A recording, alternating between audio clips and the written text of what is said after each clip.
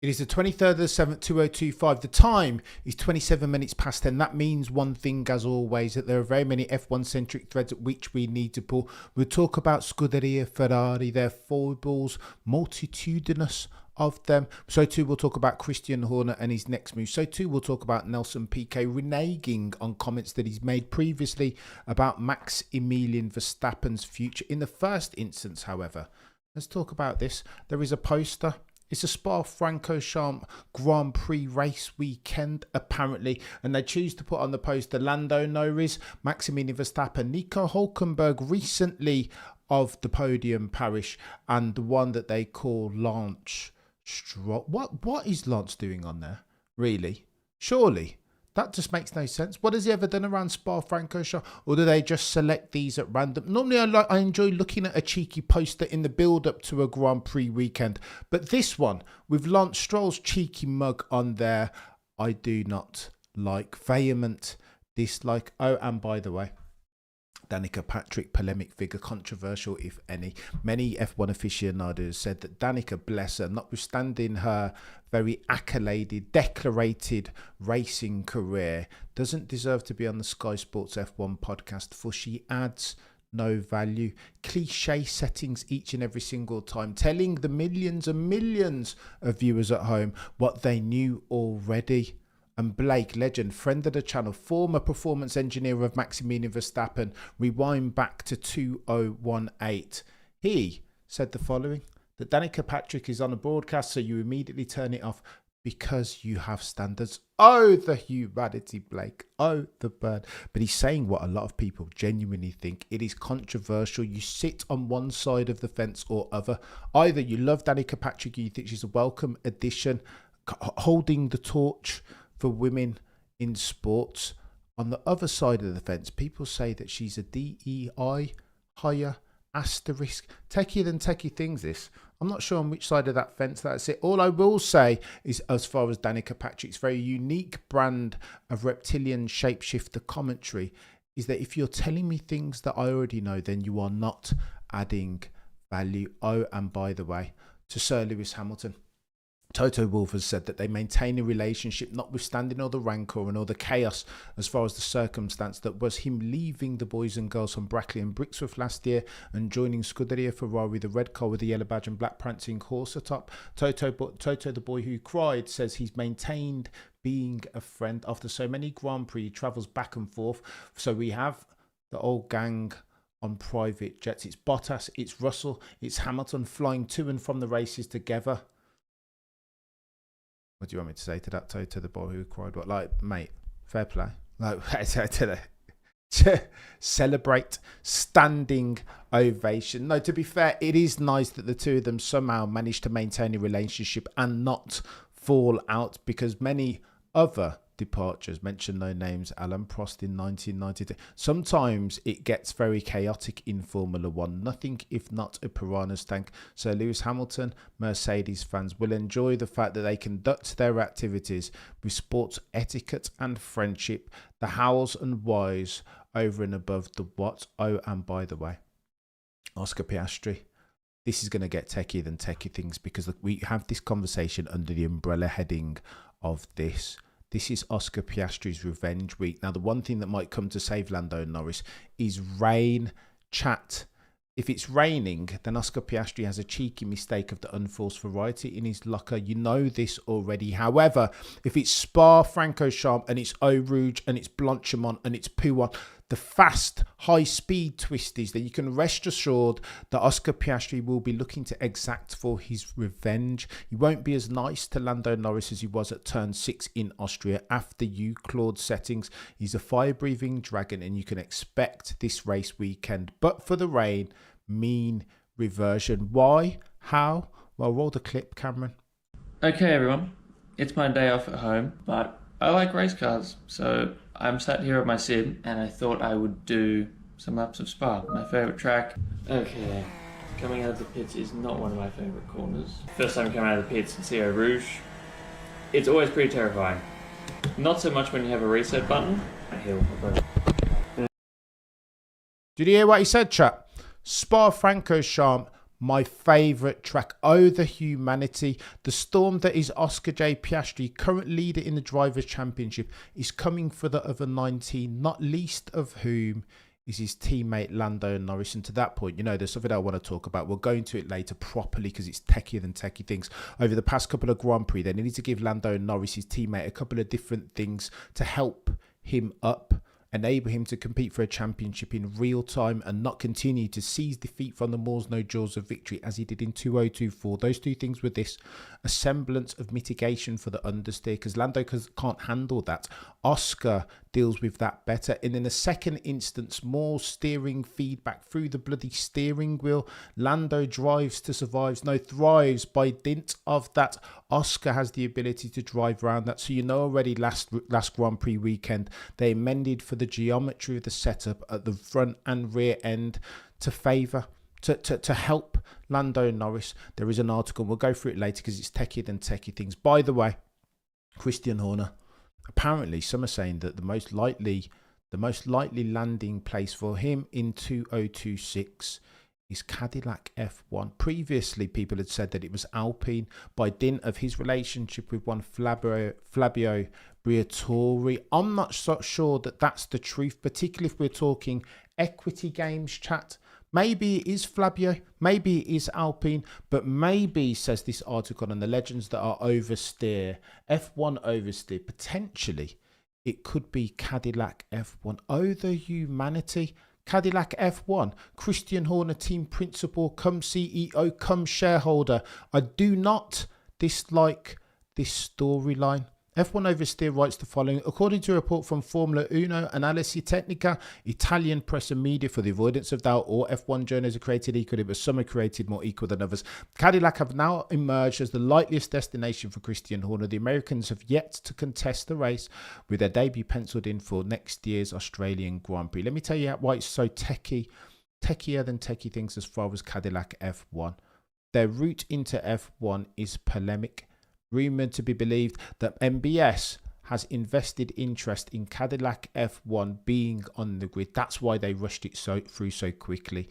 There is a family member of MBS, current FIA president, who interacts on a commercial level, DP World settings, with GM, the parent company of Cadillac F1. So you're not going to tell me with a straight face that transparency is a thing in Formula One. By the way, the mandate of MBS was openness, honesty, transparency, in addition to robust controls and governance in Formula One. Take transparency right out of there completely. There is a presidential fund, 1 billion, using which Mohammed Ben Salem harbours aspirations to get re-elected in December. But I digress. This article continues. At the end of the decade, they will effectively become General Motors' works team. Backed by the manufacturer's enormous resources, they should, in theory, be able to compete with the established elite long-term. So go on then. This is important now, chat, since we're talking about Cadillac F1. I agree. We need to be multifaceted, more diverse as far as our entrance. We can't have everybody being based in Middle England. Cadillac F1 is necessary for the globalization, for broadening the length and breadth of the attention dollars that we see in Formula One, 100%. And by the way, don't bring in any non-North American drivers into that team. Surely this is a no-brainer. However, if we're talking real stuff, 2028, that's when they're going to get, in fact, they were rubber stamped as the 11th entrant into Formula One because of their ability to come in as a works team, not a customer. And then in 2026, we learned that they will be borrowing Ferrari engines, just as do Haas. So what's that about? These things are mutually exclusive. I feel like I was missold the promise that Cadillac F1 were going to come in on a blaze of General Motors glory, North American team. And it sounds like that's not going to happen until 2028.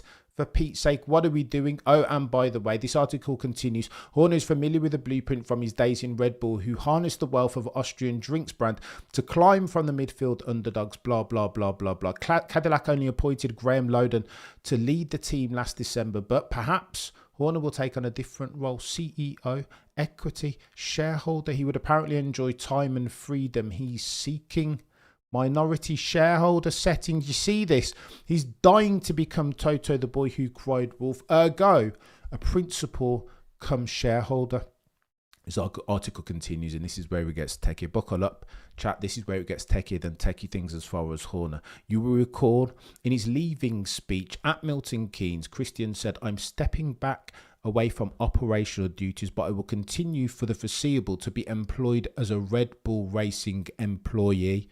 Meaning, therefore, this is gardening leave. They're negotiating the terms in which his contract will end. Word on the F1 curb is that Red Bull will need to pay him out anywhere up to £110 million. Those are the wages he was expecting to pick up between now and 2030. I say that to say this. Why do Red Bull keep doing this? First, it was Checo Perez needed to pay him out $18 million. Now Christian Horner gets an 110. You see me? I'm stuttering. I can't even say 110. That bigger number can't even come out my mouth. Like, what are we doing here? Red Bull Racing, though, Red Bull Energy Drinks Company, you'll be aware, are doing gangbusters. Their numbers and revenue are doing one of these billions upon billions. 11 billion, if I record 2024. Prior to then, it was 10 billion. So they can afford it. Mintzlaff et al., Mateschitz, Marco, they didn't like Horner. Nostradamus Verstappen didn't like Horner and no longer wanted him in a position. The only thing that was keeping him there was his performance. And when that went fade to black for Gazy, why else? What else are you going to keep Christian Horner for? The misconduct, the allegation gate, the rumour and the speculation, the keeping up with the Kardashians, those are all negatives. Those all lead to higher, not lower lap time. Oh, and by the way, if we're having a conversation, let's talk about Nelson Piquet Jr. because he's had some things to say. About a couple of weeks ago, I want to say, he went on a podcast and he insinuated that the Mercedes Max Verstappen contract was done.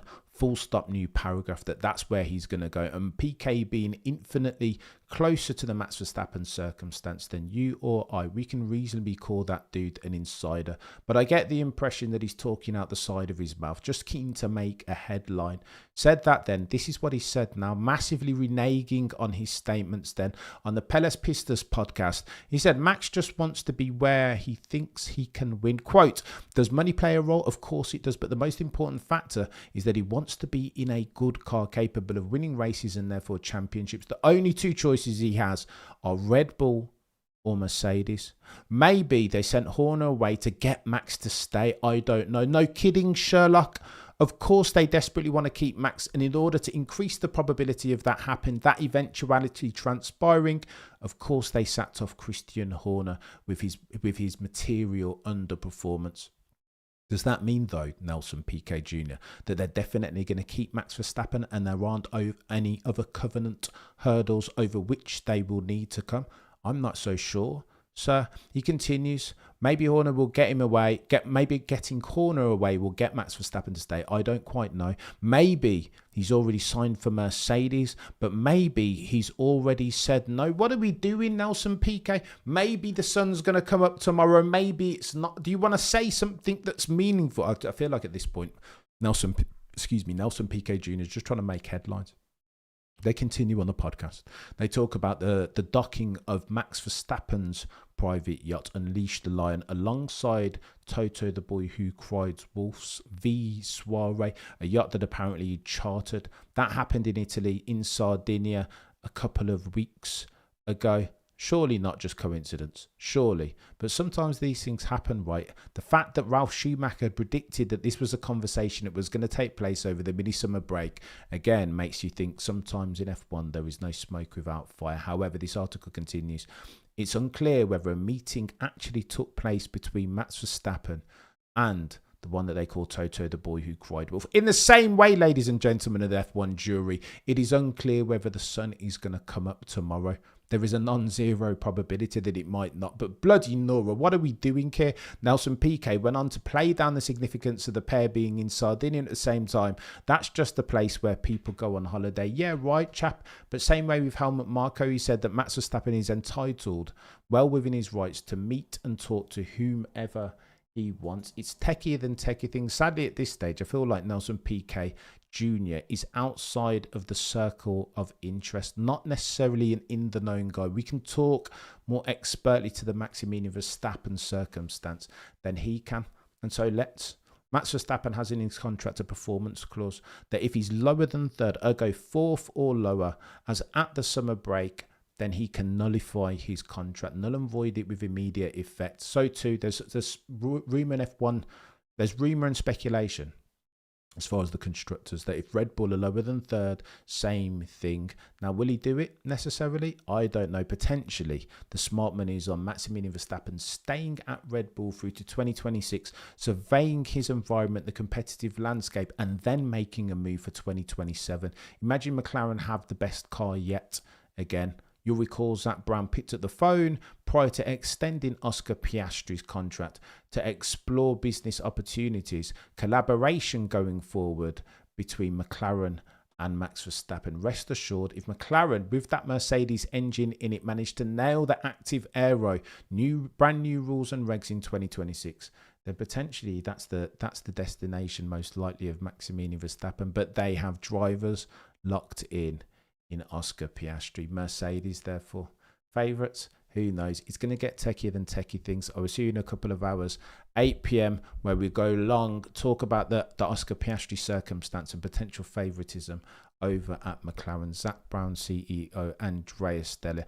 It will get techier than techie things. You guys have a great day. Between now and next time, the prosecution rests. No further questions, Your Honour.